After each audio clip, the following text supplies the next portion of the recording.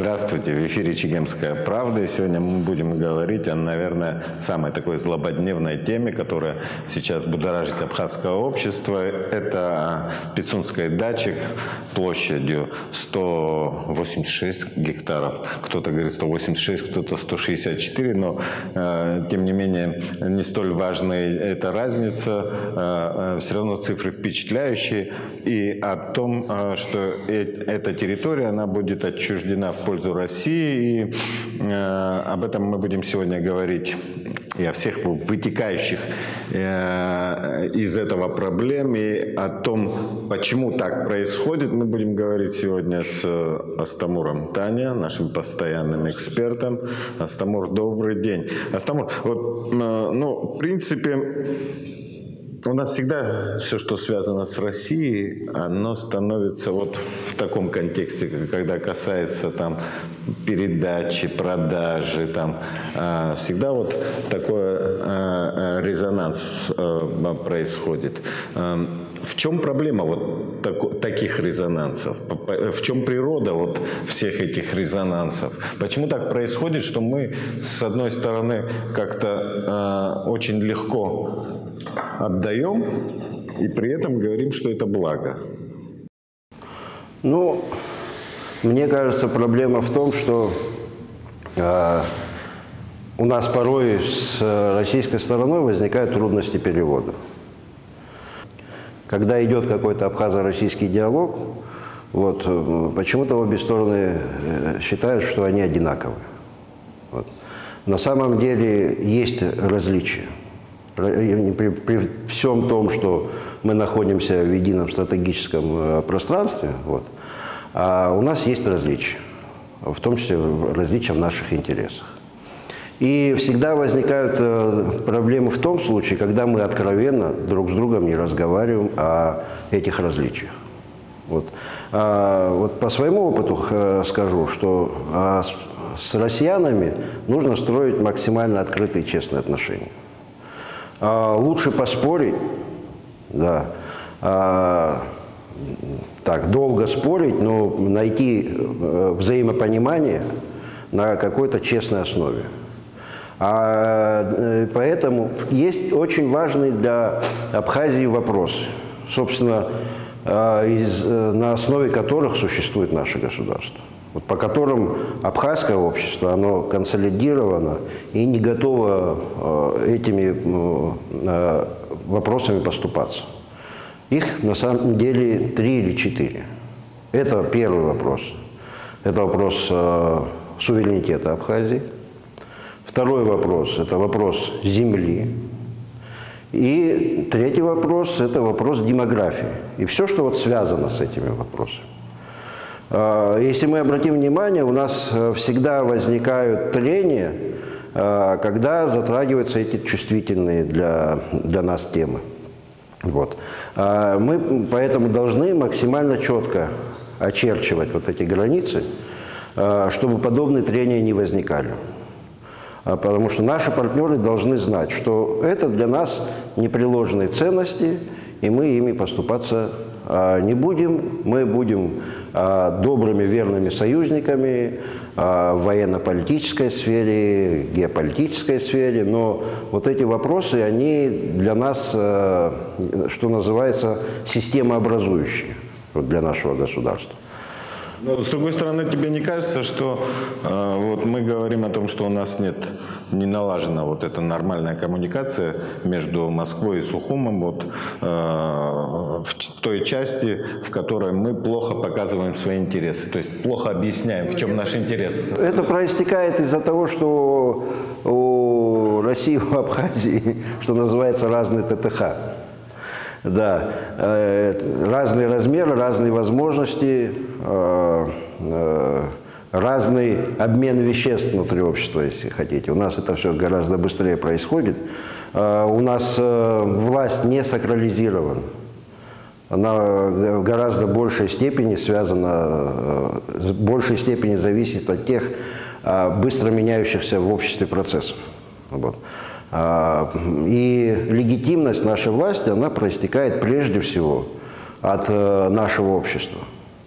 И когда наша власть предпринимает подобного рода шаги, она постепенно, неуклонно начинает терять легитимность в глазах общества, а следовательно, она утрачивает способность принимать важные, порой и непопулярные решения.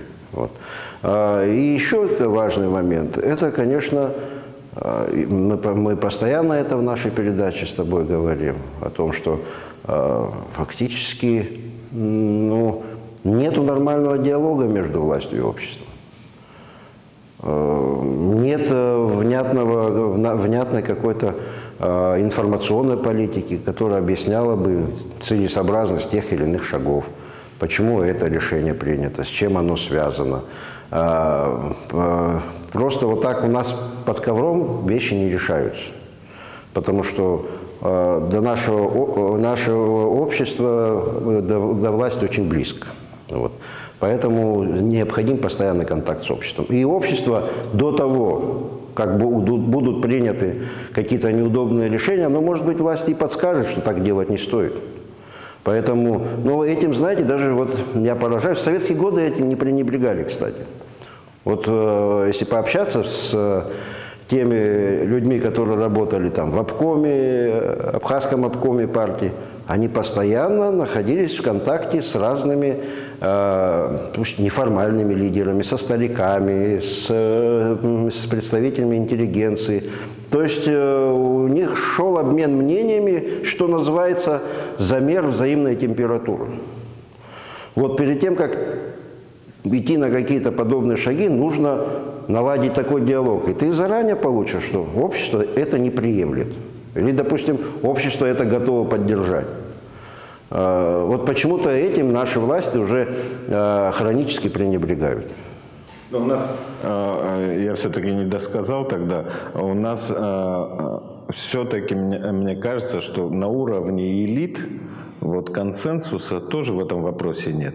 Вот в том, какая должна быть повестка в российско-абхазских отношениях. Этого тоже нет, к сожалению. С другой стороны, это вот такая картина, она достаточно универсальная. Это сейчас не только про нынешнюю власть, можно сказать, на прошлую и позапрошлую.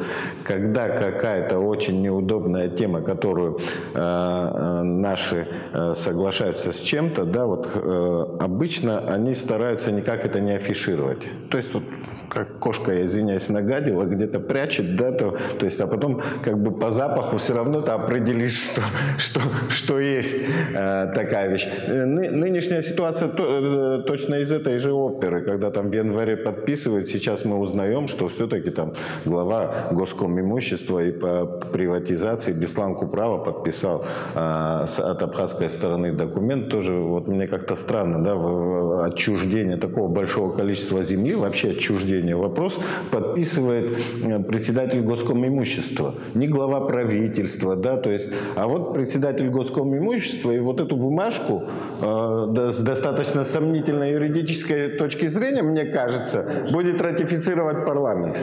Подписывает всегда тот, кого уполномочили, здесь это не важно, кого уполномочили, тот и подписал. Это не значит, что он какую бы должность он ни занимал, что он не является представителем абхазской власти. Потом надо, знаете, историю вопроса тоже чуть-чуть поднять. Вот.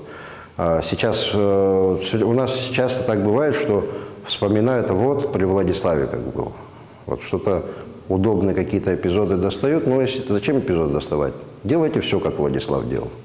Тогда не будет, я думаю, таких возмущений. А когда ты вырываешь что-то из контекста, то это не вполне, мне кажется, добросовестно. Вот. Что касается вопросов в целом госдач, вот, поскольку часть это на моих глазах происходило, вот, может, какие-то детали я упущу, но в целом это для меня такая картина, о чем я хочу рассказать. До 1995 года все государственные дачи, которые у нас есть, это и не только Пицунда, но и Мюссера, Лица и так далее и тому подобное, фонд, они были в ведении сначала КГБ СССР, а потом его правопреемника ФСО Российской Федерации до 1995 года. Ну, вы помните, в 1995 году нас Российская Федерация не признавала, и даже названия наших государственных чиновников они не произносили. Вот, то есть мы для них, как государство, не существовали в то время. В 1995 году было принято решение об уходе с этих госдач. И все они были переданы, за исключением вот этой госдачи, Пицунской, все они были переданы органам власти Абхазии по акту. Что касается этой дачи, ее российская сторона никогда не оставляла. Они там всегда находились, они не ушли в 1995 году. Но чтобы оформить каким-то правовым путем свое нахождение там, был подписан документ. Тогда с абхазской стороны подписывал Геннадий Леонидович Гагулия, премьер-министр. А с российской стороны, если мне не изменяет память, заместитель директора ФСО подписал эту бумагу.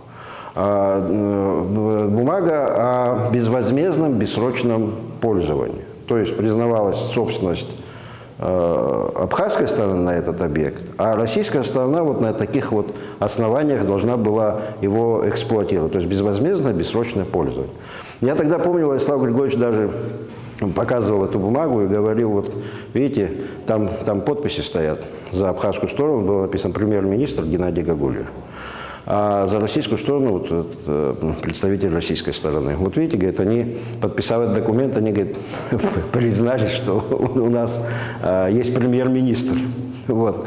То есть контекст вы помните, какой тогда был? Это блокада была. Да, это была блокада. Потом у нас были непростые отношения с российской стороной, ну, не с высшим российским руководством, так скажем. Ну, были у нас и друзья в высшем российском руководстве. Приходилось между ними как-то лавировать. Кто-то помогал, кто-то не. Разные были ситуации. Кто-то палки в колеса. Кто-то помогал, кто-то палки в колеса ставил. Вот. Да, вот такая была ситуация. Поэтому мы этот контекст должны учитывать. Сейчас совершенно другой контекст. Вот. Поэтому, мне кажется, если, еще раз хочу вернуться к первой части, что вот эти чувствительные вопросы для нашего общества, они не просто, это не фантомные боли. Потому что наше общество, оно маленькое, с ограниченными людскими, материальными, земельными, все прочими ресурсами. Если какие-то вопросы в этой сфере решаются, они должны приносить выгоду Абхазии, давать толчок в ее развитии, в экономическом, демографическом, политическом, во всех прочих отношениях. Потому что, ну, на самом деле, вы знаете, вот, российская сторона нам очень много помогает, в том числе бюджетникам. А самый важный вопрос, она решает вопрос безопасности. Ну, решая вопрос безопасности, она дает нам возможности экономически развиваться. Да. Но мы должны понимать, что это не отношения иждивенца, это взаимовыгодные отношения. Вот. Потому что Россия решает свои стратегические задачи, устанавливая договорные отношения с Абхазией. Вы посмотрите, как эти договоры называются между Россией и Абхазией. Вот. Договор о союзничестве, стратегическом партнерстве. Это же не фикция. Это название проистекает из реальных взаимных интересов. Да. Россия обеспечивает безопасность Абхазии, обеспечивая безопасность Абхазии, она обеспечивает интересы собственной безопасности в этом регионе. Вот. То есть в международной политике не бывает, как правило, односторонних вещей. Это все построено на взаимности. Естественно, есть разные масштабы, разные возможности. Это надо понимать. Вот. И надо понимать не только нам, нужно понимать и российской стороне, потому что иногда, вот я помню, когда я был чиновником, предлагались решения, я говорил, вы знаете, если мы будем эти решения реализовывать те сроки, которые вы предполагаете, у нас нету просто физически такого количества людей, которые этим будут заниматься. Вот психологически надо, вот, трудно порой переключиться с того, что ты представляешь большую страну, гигантскую, и думаешь, что это какие-то подобные шаги, ну, допустим, вопрос казначейства там решался у нас. Но у нас физически не было сил в какие-то сжатые сроки, это нужный был для нас вопрос. Но у нас государственный аппарат, это на самом деле пара десятков человек, которые могут эти вопросы. Которые реально могут эти вопросы решать, имея в виду юристы, экономисты, которые могут на должном уровне решать вопрос, это единицы. Поэтому порой такие подобного рода бывают нестыковки. Здесь еще раз нужно и россиянам, и нам понимать разницу в масштабах. И российской стороне нужно доводить, что есть вопросы, которые мы не можем решить, потому что это для нас неподъемно. Мы не можем. Мы утрачиваем какие-то позиции, которые обеспечивают наше долгосрочное существование. С другой стороны, мы подписываем этот договор, да? Да. Сейчас парламентский комитет его проголосовал за. Осталось чтобы парламент в полном составе, сессия парламента утвердила его, ратифицировала этот документ. При этом мы все, исходя из того, что я слышу, вижу, мы все в социальных сетях, как комментируют это событие, да, то есть мы получаем очередной, мы пришли к очередному этапу для внутриполитической дестабилизации. Для того, чтобы дестабилизировать ситуацию, можно сотню людей собрать у парламента, и уже мы в таком достаточно очень шатком состоянии находимся. Да, достаточно шатком положении находимся. И, естественно, возникает вопрос, а насколько вообще целесообразно такими вещами заниматься? Я не вижу целесообразности. Если эту дачу мы в свое время при Владиславе Ардзенбо передали в бессрочное пользование, что мешало оставить все? Там даже продлевать ничего не нужно. Да, продлевать потому что там бессрочное написано. Зачем отчуждать? Тем более речь идет еще и о территории, где живут люди, которые в свое время были построены дома, люди, которые обслуживали эту дачу, и сейчас туда даже речь идет и о этой территории. Это как раз еще раз вопрос о трудностях перевода. Для россиян может казаться, какая им разница, у нас бессрочное, безвозмездное пользование объекта. Нам удобно, вообще удобно в современном капиталистическом мире, когда это всегда удобно, когда это на тебя оформлено, что это твоя собственность. Будет твоя квартира или всегда приятнее ощущать, что это не аренда, пусть долгосрочная, столетие, а что это твоя частная собственность. Это понятно, такое стремление. Но там масса связанных других вопросов. Там и природоохранная зона. Во-первых, это территория Пицунда, мы знаем. Это не только реликтовый, это и природный заповедник, это историко-культурный заповедник. Потому что это с античных времен эта территория освоена человеком с VI века до нашей эры. То есть это для нас имеет гигантское и историческое, и, какое хотите, моральное значение этой территории. Поэтому наши власти должны были объяснить нашим партнерам, что да, мы ваши желания понимаем, но, к сожалению, реализовать его не можем. Давайте. Ты думаешь, они не объясняли? Давайте. Мне кажется, что если... Что до этого дела не дошло? Я думаю, что это более настойчиво, мне кажется, можно было делать. Я не знаю, какой вопрос, когда в ходе диалога не удавалось решить с российской стороной. Это не нужно представлять, что мы имеем дело с людьми, которые не готовы выслушивать нашу позицию. Это совершенно не так. Российская сторона всегда очень внимательна. У нас российская сторона к отношениям с Абхазией относится как к межгосударственным. Это нужно себе четко понимать. И я не помню случая, когда у нас могли быть длительные споры, обиды какие-то. Но мы всегда эти вопросы снимали именно в формате межгосударственных отношений. Я думаю, что этот вопрос тоже таким образом решается. И мне кажется, что сейчас, если продолжать в этом русле действовать, то будет то, что ты говоришь. Политическая дестабилизация. И она не будет безосновательной. Поэтому власти, наоборот, должны стремиться к укреплению своей легитимности. Поэтому такие вопросы, мне кажется, не стоило поднимать, а сейчас нужно найти способ выхода из этой ситуации. Ну, какой способ ты видишь? Ну вот сессия сейчас... Парламент, у нас же разделение ветвей власти. Парламент свою позицию, наверное, скажет. Вот. Наверное, парламент должен выслушать мнение не только жителей Пицунды, но и других специалистов, экологов, не знаю, историков, представителей разных общественных структур. Вот. Это не технический вопрос. Ты говоришь, у нас разделение властей, но все мы понимаем, что у нас есть, в общем-то, две партии.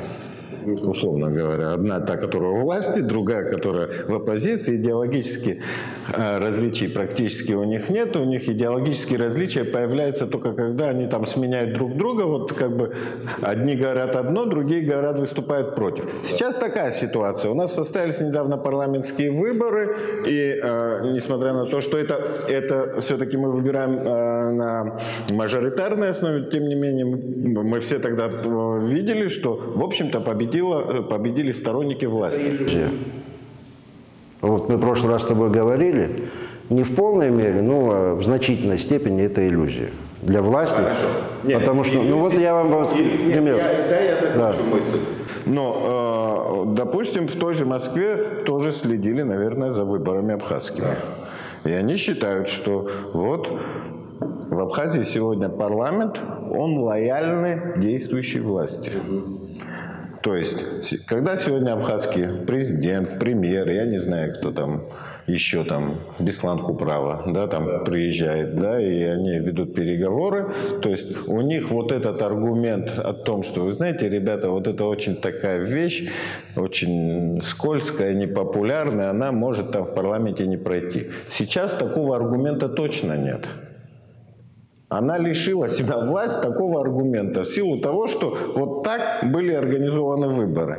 Я считаю, что власть, если считает, что она, добившись прохода в парламент людей, которых она поддерживала, получила полный контроль над парламентом, она заблуждается. Вот. Потому что даже вот та ситуация в Пицунде, она показывает, что абхазское общество живое.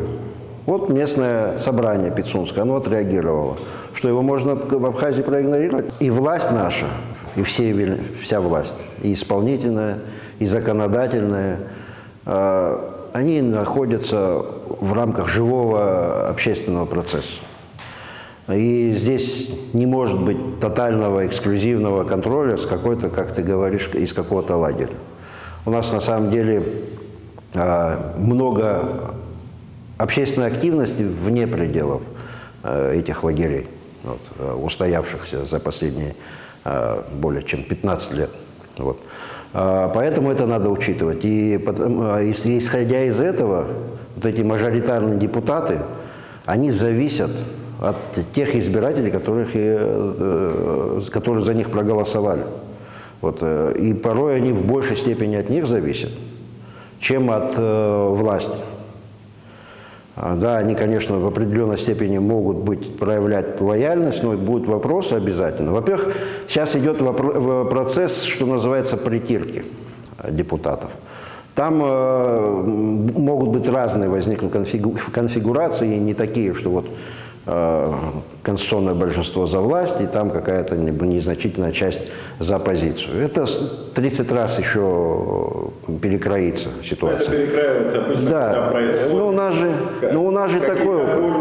Вот мы же помним, в ходе всяких наших полупереворотов, вот, накануне их всегда большая часть парламента находилась под контролем, в кавычках, у исполнительной власти. Ну, где это помогло? Не абсолютно. Потом в кризисной ситуации парламент совершенно независимо от исполнительной власти начинал занимать позицию. И потом прекрасно начинал взаимодействовать с новой властью, которая, казалось бы, должна была быть антагонистичной своей предшественницей. Так что здесь все гораздо сложнее. Это и самим надо понимать, и наши российские коллеги должны понимать, что у абхазского общества такие характеристики, как в античном полисе. Вот. Поэтому это надо учитывать, когда с Абхазией выстраиваешь отношения. Ну, хорошо. Сейчас парламент, все в ожидании, как будет действовать парламент, какое решение будет принято. Ну, условно, давай вот как-то, забегая вперед, как бы предположим, как все это будет происходить. Допустим, парламент проголосовал, ратифицировал. Что дальше? Я думаю, будут очень это нанесет существенный ущерб политическим позициям действующей власти и парламента. Да, в чем это будет проявляться, я не знаю, потому что я, что называется... Минимум митинг какой-то точно соберется. Отстраненно на эти процессы смотрю. Вот. Но это будет, повлияет на способность власти и парламента управлять ситуацией в стране. Поэтому, мне кажется, здесь нужно, насколько нельзя подобные проблемы решать, а нужно их решать, соизмеряясь с позицией общества. Окей.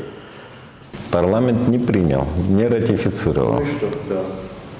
Ну вот как изменится отношение? Стратегические отношения Абхазии и России никак не изменятся. Потому что базовые документы у нас действуют, они носят долгосрочный характер. Там куча других соглашений, несколько десятков. Это соглашение, оно не регулирует никакие ни экономические, ни политические, ни военные отношения между Абхазией и Россией. Это вопрос о собственности или отсутствии собственности на, пусть на большой, но участок земли. Все. Это никак не может повлиять, на мой взгляд, на политические долгосрочные отношения между Абхазией и Россией. В чем проблема-то? Если... Слушай, я не хочу говорить, в чем будет гораздо больше проблем, если это не учитывать. Вот это я могу сказать. Будет больше проблем, если все-таки парламент ратифицирует этот документ. Да, я считаю, что это будет эмоционально плохо воспринято нашим обществом. И от этого больше негатива, чем пользы. И Россия, и Абхазия. Но как должна, допустим, сегодня вести себя власть, учитывая, что вот эти дни, как бы все время вот идет накрутка такая? Буром в Абхазии не решаются вопросы. Вот. Быстро, шустро это не получается. Ну, надо же понимать, уже не первый опыт. Вот. Ну, вот я не знаю, там высказалась оппозиция, высказались отдельные общественные политические деятели, высказались и так далее. Но вот как-то вступить в какой-то диалог, я не знаю, у нас полно площадок, пожалуйста, можно пригласить людей. Можно общественную палату использовать, можно тоже парламент использовать, пожалуйста. У нас своя политическая культура.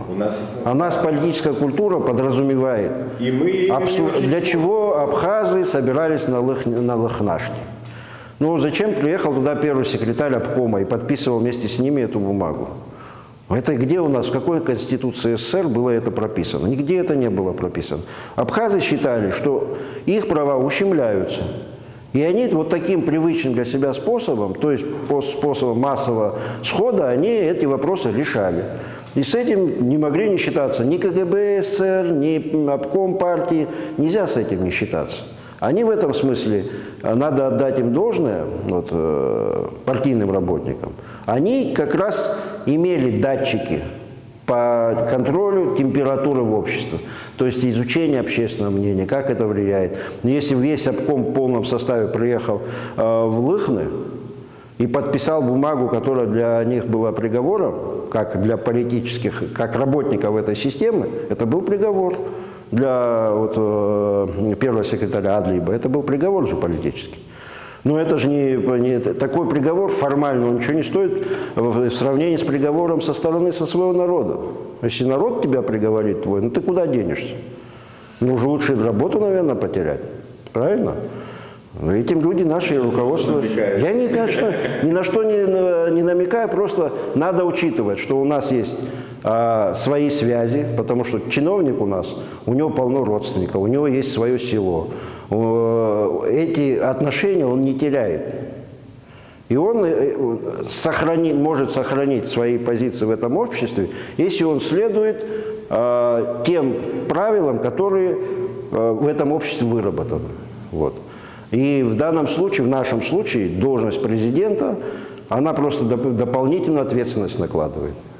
Это не значит, что ты должность президента получил, или, не знаю, премьер-министра, и что ты можешь любой вопрос в Абхазии решать. Это же не так. Они сами это прекрасно понимают. Иначе почему премьер-министр приехал на разговор с Джансухом Адлиба? Ну, он же, наверное, понимает, что просто проигнорировать... Приехал рано утром. Ну, проигнорировать,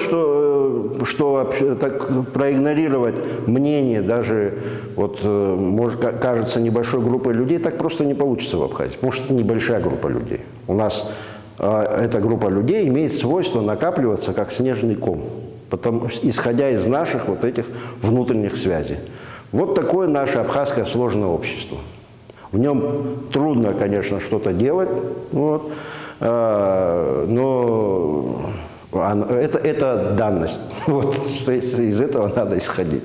Я напомню, что сегодня мы обсуждали достаточно скользкую такую тему, вопрос передачи отчуждения, которая готовится, которая была уже подписана, но вопрос, который должен быть еще ратифицирован в парламенте, отчуждение бывшей дачи Хрущева. Это госдача наша, которая размещается в Пицундах, и передача ее России, и это достаточно такая шумная тема, и мы сегодня о том, как все это может быть и как все это может отразиться, и почему для нас, абхазов, это действительно очень серьезная тема. Мы поговорили сегодня с нашим постоянным экспертом Астамуром Таня. Астамур, большое спасибо. Спасибо. Будем надеяться, что будет все хорошо. Счастливо. Как обычно. Да, как обычно. До свидания. Счастливо.